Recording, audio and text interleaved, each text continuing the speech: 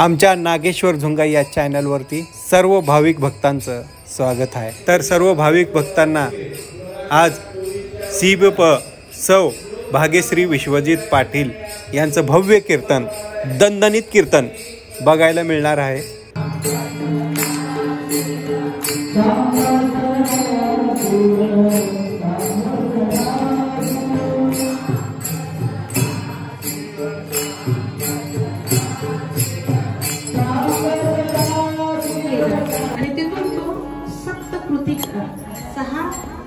ऋषी भक्तांच्या शरीरामध्ये त्या गर्भाने धारणा घेतली। तिथून पुढे त्या घरी गेल्या, पतीला शाप दिला, पुन्हा परत आल्या, गर्भ गाळून टाकला आणि तो गोळा सगळा एकत्र आला आणि पुन्हा गंगेमध्ये वाहत वाहत वाहत एका ताडपत्रावरती कार्तिकीचा जन्म झालेला आहे, तो क्षणाला बरं का। आणि पुढे गणपती बाप्पाचा जन्म हा पार्वती मातेने सुंदर अशी मूर्ती त्या ठिकाणी बनवलेली आहे आणि त्यामध्ये संजीवत्व येण्यासाठी त्या मूर्तीवरती छोट्या त्या बालकाच्या प्रतिमेवरती हात ठेवला हृदयावर आणि शिवपंचाक्षरी मृत्युंजय मंत्राचा जप केला। ओम त्र्यंबकं यजामहे, ताट बसा सगळ्यांनी। ओम त्र्यंबकं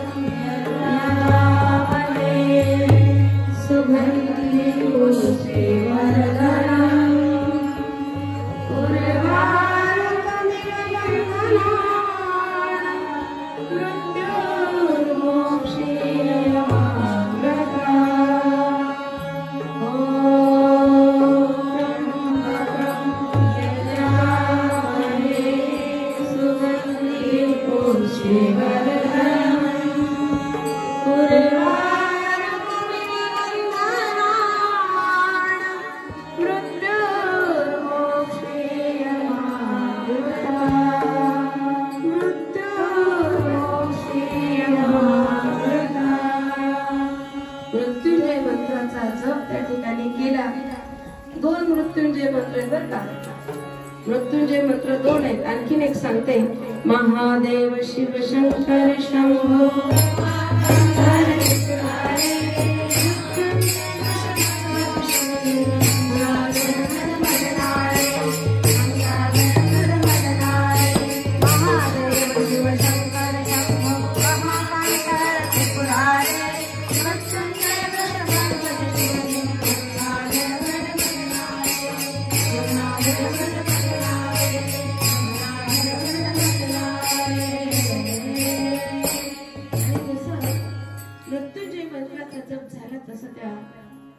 बालकाच्या प्रतिमेला संजीवत्व प्राप्त झालं। तो सजीव स्वरूपामध्ये आला, त्या त्या कडून टाहो पडू लागला, रडू लागला, यावे यावे गणपती महाराज कृपावती। आणि त्या छोट्याशा बालकाला पार्वतीने नाव दिलं गणेश आणि नाव दिल्याच्या नंतर परत माऊलीला आज्ञा गेली, आता कोणाला? आपल्या गणेशाला। जा म्हणले, तू काय कर, या माझ्या प्रत्येक आज्ञेचं तू पालन केलं पाहिजे, कारण मातेपासून निर्माण झाल्यामुळं मातेची आज्ञा शिरसावंत, मातेला साष्टांग दैवत घातलं गणपतीनं। माते, तुम्हाला काय निर्माण केलेलं आहे, काय माझं हे माझं काय त्या जगामध्ये कार्य काय ते तुम्हाला सांग। तेव्हा गौरीचा हा गजानन ऋण झण ऋण झण ऋण झण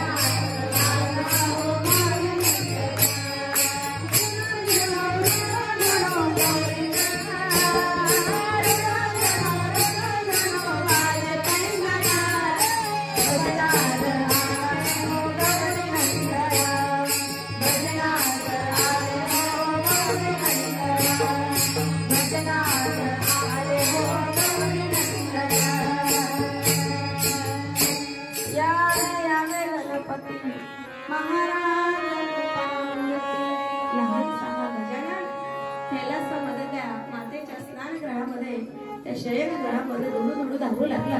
मातेने आज्ञा केली, ना म्हणले मला आता स्नान करायचंय, प्रवेश करायचा. आता मध्ये एक छोटासा गदा घेतला आणि तिथं जाऊन ते थांबलेले आहेत गणपती बाप्पा बघा. आणि निघाले तो शिवगण मातेच्या ग्रहामध्ये, ज्या ठिकाणी पार्वती मातेचं वास्तव्य होतं. डायरेक्ट सवय लागली होती सगळ्यांना, यायचं डायरेक्ट बसायचं. अनुशासन काही नव्हतं, बंधन कुणाला नव्हतं. ते कसं बघा, कुणालाच बंधन नाही, कसल्याच प्रकारची शिस्त नाही, सगळं बेशिस्त वातावरण झालेलं. कुणी यायचं डायरेक्ट मध्ये जायचं नाही. आणि मग गणपती प्रवेशद्वारावर उभे शिवगण निघाली मातेच्या ग्रहाकडे. आणि गणपती बाप्पाला खबरदार, तुम्हाला आत जाता येणार नाही. आता हे महादेवाचे शिवगण म्हणले, आम्हाला कसं आत जाता येणार? आम्ही शिवगण आहोत, आम्ही अमके आहोत, आम्ही ढमके आहोत, आम्ही टमके आहोत. कोणी का असला पण तुम्हाला आत जाता येणार नाही, अशी माझ्या मातेची आज्ञा. आणि माझ्या मातेची आज्ञा शिरसावंदन, मी तुम्हाला आत जाऊ देणार नाही. तरीही ती धिटाई करतात आणि आतमध्ये जाण्याचा प्रयत्न करतात. तेव्हा हा गणपती त्यांना अडवतो, तुम्हाला जर आतमध्ये जायचं असेल तर माझ्या सोबत युद्ध करावं लागेल.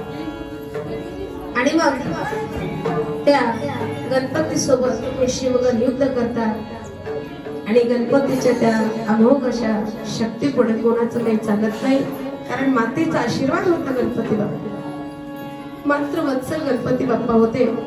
आणि तिथून सगळे शिवगण धाप्यात टाकत पुन्हा कैलासाकडे निघाले. एक नेत्र अनेक शिवगण आले.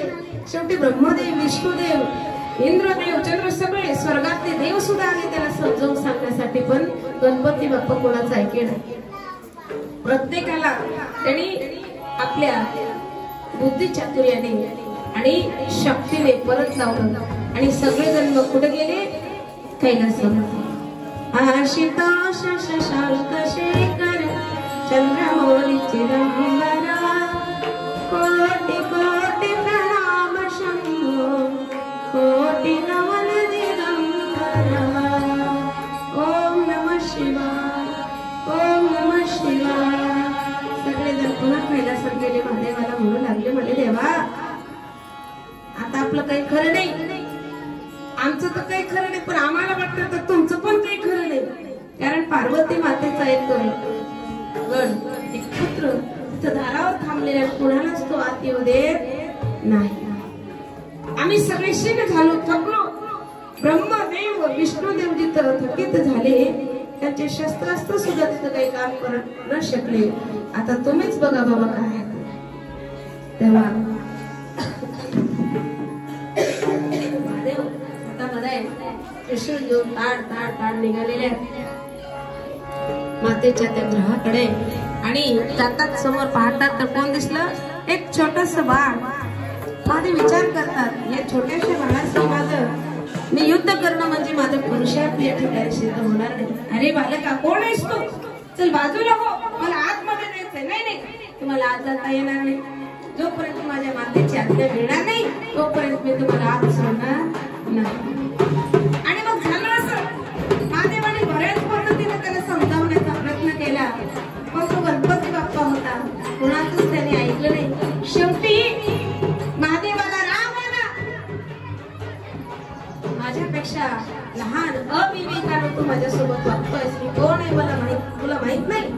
मी या कैलासाचा अधिपती आहे, मी कैलास नायक आहे, मी महादेव आहे, मी शिव आहे. आणि मला तू अडवू शकत नाही. तरी सुद्धा निर्धाराने त्या गणपती बाप्पानं म्हणले, देवा तुम्ही कोणी का असणार, जर तुम्हाला मध्ये जायचं असेल तर माझ्यासोबत युद्ध करावं लागेल. आणि तिथं शिव आणि गणपती बाप्पाचं युद्ध लागलं. असं युद्ध लागलं, असं युद्ध लागलं. भगवान शिवाने क्रोधाविष्ट होऊन आपल्या हातातला त्रिशूळच फेकून मारला. कुणाला?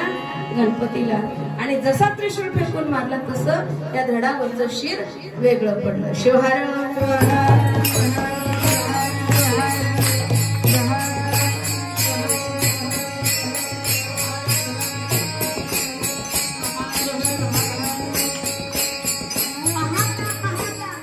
सर्व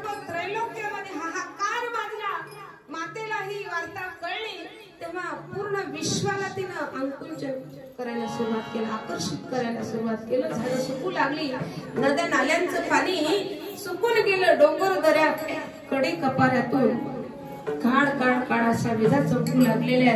जिकडं पाहत तिकडं अनावृष्टी चालू झाली, भूकंप चालू झाला. आणि जर मातेचा क्रोध अनावर झाला तर हे विश्व बुडून जाईल. म्हणून सगळे देवी देवता कुठे निघाले? जगन्माता पार्वतीकडे निघाले. आणि पार्वती मातेला नमन करून मातेचा राग शांत करण्यासाठी सर्वेश्वरी जगदीश्वरी हे मात्र रूप महेश्वरी ममतामयी करुणामयी ममतामयी करुणामयी हे मात्र रूप महेश्वरी हे मात्र रूप महेश्वरी. सर्व मंगल मांगल्ये शिवे सर्वार्थ साधिके शरण्ये त्र्यंबके गौरी कात्यायनी नमस्तुते कात्यायनी नमस्तुते कात्यायनी नमस्तुते. अनेक प्रकारे स्तुती केली मातेचा राग शांत करण्यासाठी. पण मातेनं निर्धाराने सांगितलं, जोपर्यंत माझा बाळ मला परत मिळत नाही तोपर्यंत मी शांत होणार नाही. आणि नंतर महादेवाला कळलं की हा गौरी नंदन आहे, हा गौरी पुत्र आहे. आणि खरोखरच आपल्या हातून खूप मोठं घनघोर असं अनर्थ घडलेला आहे. तेव्हा भगवान शिव करुणामय आहे. सर्व भक्तांचं सर्व विश्वाचं कल्याण जे साधतात ते शिव कल्याणकारी. आपुले कल्याण व्हावे ज्याचे चित्ती त्याने शिवा प्रति शरण जावे. कल्याण स्वरूप कल्याण रमणाने कल्याण करते शिवाचे ते नाम करिता दुसऱ्याची कल्याण होय त्याचे. शिवदास मने कल्याणदायक असे माझा एक शिवची तो कल्याणदायक आहे, ते सगळ्यांचं कल्याण करणार आहे. आणि मग जा म्हणले पृथ्वी तलावर आणि ज्या प्राण्याचा शिव तुम्हाला मिळेल पहिल्यांदा त्याला घेऊन या. आणि त्या बालकाच्या घोड्यावर बसला. तेव्हा सर्व देव मोठे निघाले. अहिंद मनोहर अरण्याचा रस्ता वाटेत लागलेला आहे. आणि त्या अरण्यामध्ये गजासूर नावाचा राक्षस हत्तीच्या रूपाने फिरत होता. आणि पहिल्यांदा त्याचं दर्शन झालं. भगवान विष्णूच्या सुदर्शन चक्राने त्याच्या शिराचा छेद करण्यात आला. आणि त्या गजासुराचा उद्धार तिथं झाला. आणि ते हत्तीचं मस्तक घेऊन कुठं आले? परत कैलासामध्ये शिवगण आलेले. आणि त्या धडावर गजाचं ते मस्तक बसवलं. आणि पुन्हा संजीवित मंत्राचा उच्चार त्या ठिकाणी झाला. आणि भगवान शिवाच्या कृपेने पुन्हा हा श्री गणेश गजाचं आनंद घेऊन परत पुनरपी त्याचा जन्म झाला. आणि तिथून पुढे नाव पडलं गजानन. गजाचं ज्याला आनंद तो गजानन. आणि अशा या गणपतीला भगवान शिवजींची कृपा झाली. आणि भगवान शिवाची कृपा झाली, सोबत पार्वती देवीची ही कृपा झाली. आणि दोघांच्या कृपेतून हे बाळ वाढू लागलं, मोठं होऊ लागलं.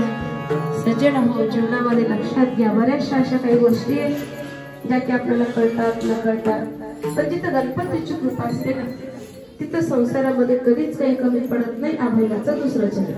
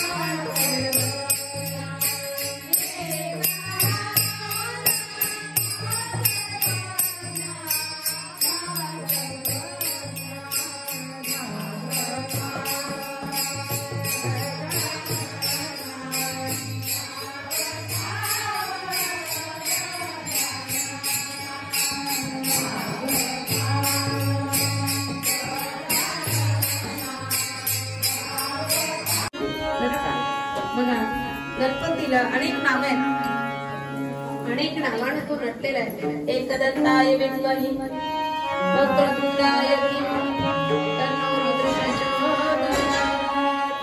अशा अनेक नावा रूपाने नटलेला हा गणपती बाप्पा आहे. तुझा रूपना रेखा नाम आम्ही भक्ती धरून ठेविले नाम. एरवी वेदशास्त्राशी अगम्य अगोचर तू. अनेक नावा रूपाने नटलेला अग्रपूजेचा मान गणपतीला का मिळाला? कुठलीही पूजा असो, साधा आपण एखादी व्रत वैकल्य जरी आपण करत असू, त्या सगळ्यात पूजामध्ये सगळ्याच पूजेमध्ये आपण आधी गणपतीला आवाहन करतो. सुपारीच्या स्वरूपामध्ये जी सुपारी तुम्ही ठेवता ना पूजेमध्ये, ती सुपारीचं प्रतीक म्हणजे गणपतीचं प्रतीक आहे ते. आणि त्या गणपती बाप्पाची पूजा करूनच मग आपण काय करतो, सर्व आपलं कार्य निर्विघ्नपणे पार पडलं पाहिजे ती पवित्र भावना अंतरंगामध्ये घेऊन त्या गणपती बाप्पाचं आवाहन करतो. आणि हा मान गणपतीला का मिळाला? एकदा विश्वामध्ये प्रत्येक देवलोक मी मोठा मी मोठा मी मोठा, विष्णुदेव म्हणायचे मी मोठा, ब्रह्मदेव म्हणायचा मी मोठा, सगळे इंद्रदेव म्हणायचे मी मोठा, स्वर्गाचा राजा म्हणजे मी मोठा. सगळ्यांचं भांडण लागलं. कार्तिकेय सुद्धा म्हणू लागला, अरे तू माझ्यापेक्षा छोटा आहेस, मी मोठा आहे म्हणून मी मोठा. सगळ्याचं भांडण लागलं. कशासाठी? मोठेपणाचं. आपण सुद्धा आपल्या जीवनामध्ये सगळी मरमर कशासाठी? कशासाठी? एवढं करायला कुणीतरी आपल्याला चांगलं म्हणलं पाहिजे बस. आणि कुणीतरी आपली स्तुती केलं तरच त्या कार्याचा शीण निघून जातो. हे बी तितकंच महत्वाचं बरं का. आणि कोणी स्तुती नाही केलं मग झालं, सगळे आनंदावर विरजन पडलं म्हणून. 5,000ची साडी घेतलं, आनंद नाही. कोणीतरी विचारावं लागते ताई कधी घेतला? आता आनंद चालू झाला. पुण्याला दुकानातून घेतला, किती रुपये प्राइस आहे असं कोणी कोणी विचारलं. खूप सुंदर आहे बघा साहेब, मस्त आहे, छान आहे, आणि तुमच्या अंगावर तर लईच खुलून दिसू लागलं. आता झालं समज. आता शील गेला, ते पैसे गेले, नाही तर शील नाही बरं का. पण लक्षात ठेवा, स्तुती करणारे आपलं पुण्य घेऊन जातात बरं का. महिला मंडळ मायानो, स्तुती करणाऱ्यापासून सावध राहा. जे आमची स्तुती करतात ते आमचं पुण्य घेऊन जातात, आणि जे आमची निंदा करतात ते आमचं पाप धुवून टाकतात. मग चांगले कोण? बोला, चांगले कोण? पण आम्हाला आवडते कोण? किती विरोधाभास आहे बघा. आमचं पुण्य घेऊन जातात पण तरी सुद्धा आम्हाला स्तुती करणारेच आवडतात. बरोबर आहे का? स्तुती करणार. मग देवाला सुद्धा कोण आवडतं? स्तुती करणारेच आवडतात ना. उगं दिवसातून एकदा तरी त्याचं नाव आपण घेतलंच पाहिजे, प्रेमानं आवडीनं. शेवटी पोट मोडत काच ना, पण घ्या नाव घ्या त्या भगवंताचं. हे शंभूनाथा, हे महादेवा, तुझी कृपा माझ्यावर असली पाहिजे. आमचं करणं सगळं दुसऱ्यासाठी आहे, आणि सगळ्यात महत्वाचं मीपणासाठी. मी कसा मोठा, मी कसा श्रेष्ठ, मी किती महान, हेच आम्हाला पावलोपावली दाखवायचं असतं जगाला. पण साधू संत महात्मे म्हणतात, देवा मला मोठेपण नको, द्यायचं मला तर काय दे, लहानपण दे हे देवा, मला लहानपण दे. मुंगी साखरे तारवा देवा, हे शंभू महादेवा, लहानपण दे ग देव. आई रावत रत्न थोर, त्याशी अंकुशाचा मान. आणि जेवढा माणूस मोठा होतो ना तेवढ्या त्याला वेदना जास्त असतात. म्हणून मोठपणाच्या नादी लागू नका. जेवढं नम्रतेनं लीनतेनं राहता येईल तेवढं आपलं जीवन आनंदमय बनेल. घरात असो, समाजात असो, परमार्थामध्ये असो, राजकारण, अर्थकारण, समाजकारण, कुठेही जातो अंगामध्ये लीनता, नम्रता आणि लहानपणा लिहिण्याची वृत्ती जर असेल तर खरं सांगते, प्रामाणिकपणे गणपती बाप्पाच्या समोर उभे मी, कधीच तुमच्या जीवनामध्ये अपयश येणार नाही, अनर्थ कधी घडणार नाही, आणि संकट कधी तुमच्या जीवनात येणार नाही. कितीही मी म्हणून खाणारा समोर आला लीन व्हा, नक्की तुमचं त्या ठिकाणी रक्षण झाल्याशिवाय राहत नाही. म्हणून संत म्हणतात नम्र झाला सर्व नम्र भाव आपल्या अंतरंगामध्ये असावा आणि नेहमी शरण वृत्ती अंतरंगात असावी. म्हणून आपल्या संस्कृतीमध्ये दर्शन घेण्याची प्रथा आहे. पायाने आपण पडतो कशासाठी? लीनता आपल्या अंगी यावी म्हणून. जुन्या बघा मंदिराचे दार सुद्धा लहान असायचे का? किती जर अहंपणाने येणारा माणूस असला फक्त तर तिथं आल्यानंतर आपोआप तो लीन झालाच पाहिजे. म्हणून वाक्याशिवाय नम्रता येत नाही दर्शन. आणि दर्शनामध्ये तर एवढी मोठी ताकद आहे. पण दर्शन घेण्याची सुद्धा एक पद्धत आहे. दर्शन कोण घ्यावं कोणाचं घ्यावं हे पण महत्वाचं आहे. उगा दिसला महाराज की आपली लढ असतो काही गरज नाही. कुठंही डोकं टेकवायचं नाही. एक आपली आई, दुसरे आपले वडील, तिसरे आपले गुरु आणि महिलांसाठी चौथे आपले मालक. दररोज घ्यायचं अवघडच आहे. उठल्या आधी दर्शन घ्यायचं. कुणाचं? काही जणांना त्रास आहे ना, आपण डोळे म्हणले बघा काही विसरण्यालाच माहित नाही. पाय तर दर्शन घ्यायचं. दररोज दारू पण मारतो नाही. मग काय लागलं कीर्तन करतो निघून जातं. आम्हाला माहिती आहे आमचं जीवन काय कसाही असू द्या. भला हे बुरा है जैसा भी है कसा करायला त्या दर्शनात सुद्धा पुढच्याचं मन पाजवण्याची ताकद आहे. मन परिवर्तन करण्याची ताकद आहे. म्हणून दर्शन घ्या. नका करून हे नको सणावारा नको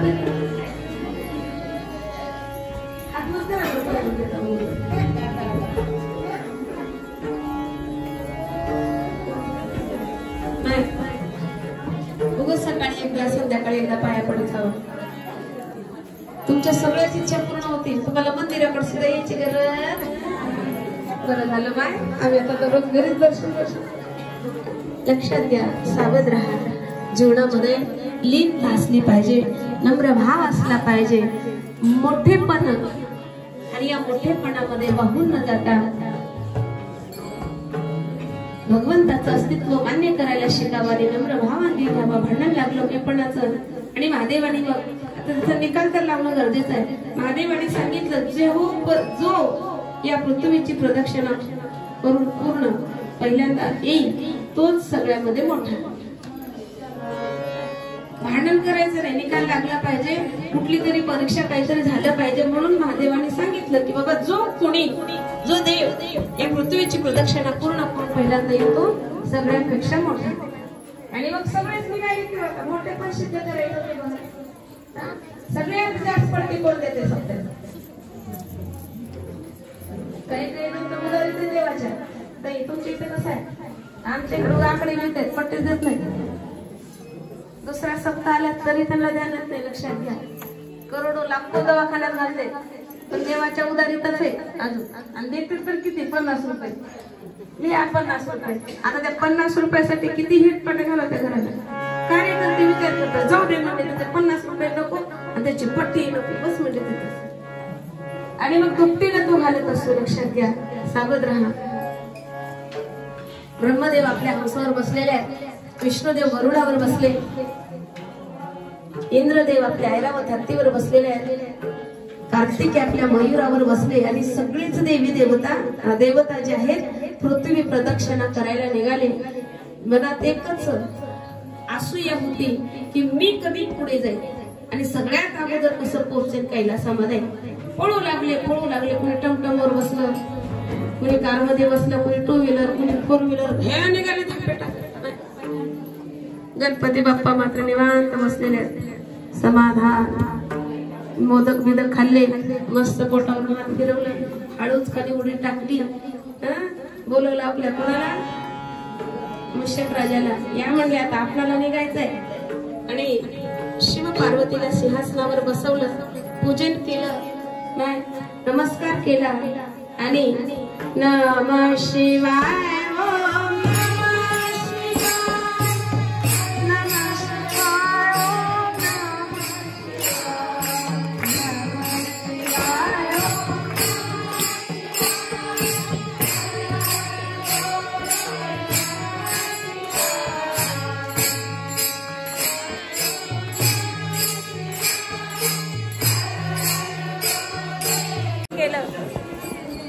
केल्यानंतर दर्शन घेतलं बरं का माय, तर दर्शन कसं घ्यायचं, कोण घ्यायचं, कोणाचं घ्यायचं, हा प्रश्न टाकला होता मी तुम्हाला. भगवान शिवाचे दोन्ही पाय तळहात घेतले, या तळहातावर बरं का माय, दोन्ही पाय आणि दोन्ही अंगठे, पायाचे दोन्ही अंगठे या भ्रुकुटीत लागले पाहिजेत.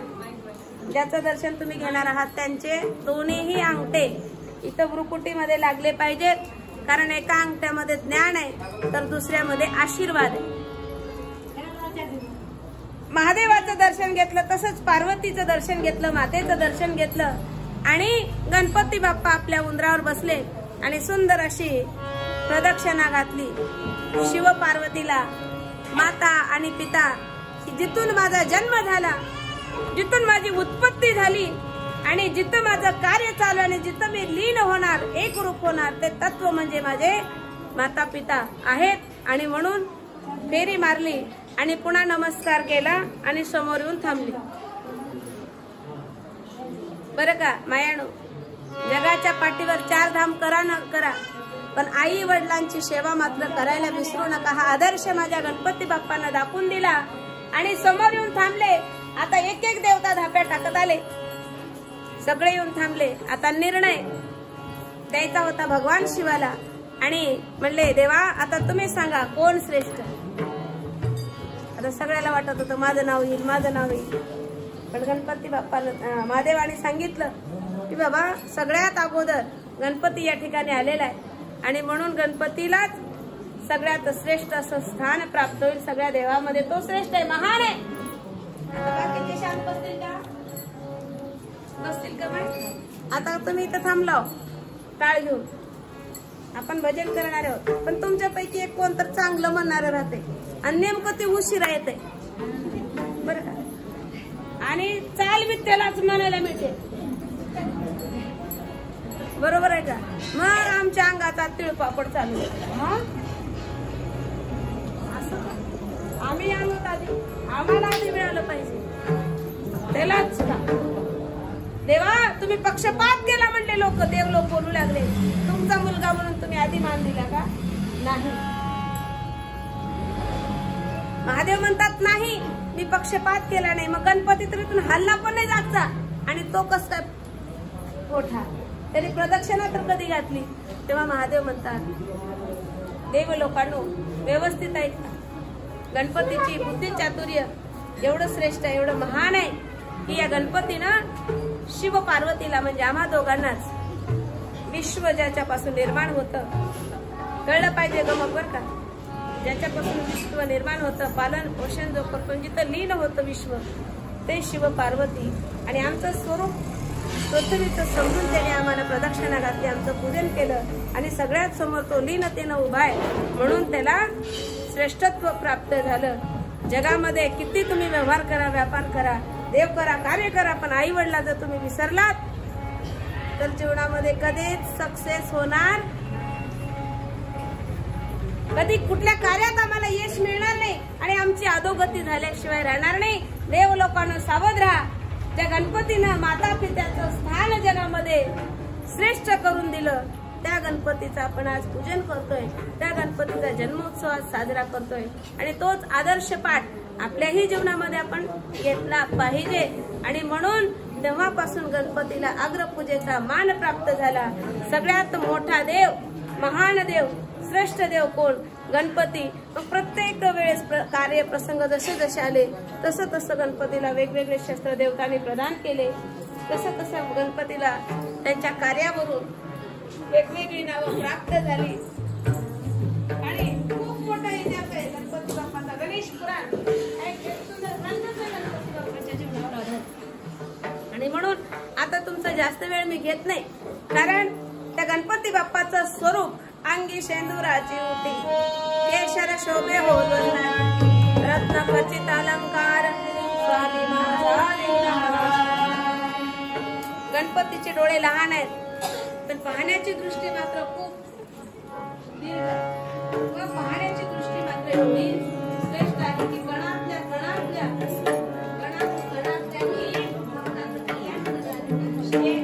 गणपतीचे कान मोठे, सगळ्यात मोठ्या कानानं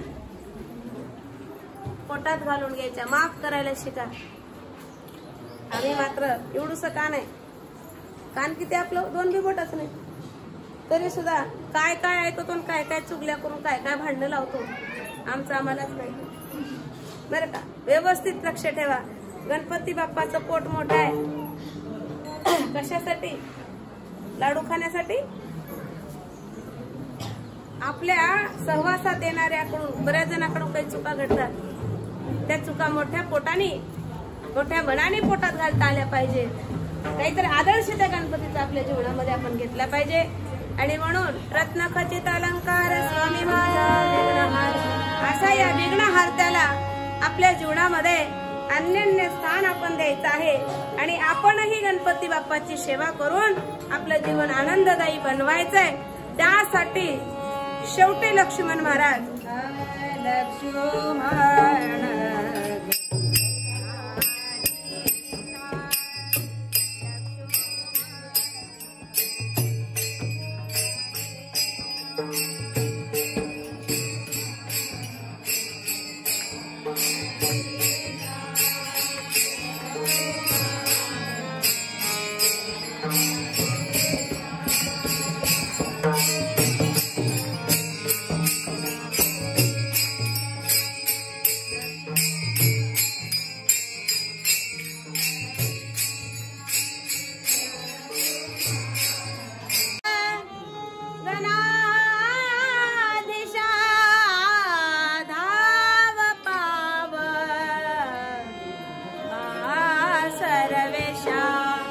सर्वेशा, हे विघ्नहर्ता, हे गणपती, तू काय कर, धाव पाव आणि आमचं या सगळं संकटातून दुःखातून निवारण कर, आमचं रक्षण कर. पावलो पावली तुझा मंगल आशीर्वाद आम्हाला लाभला पाहिजे.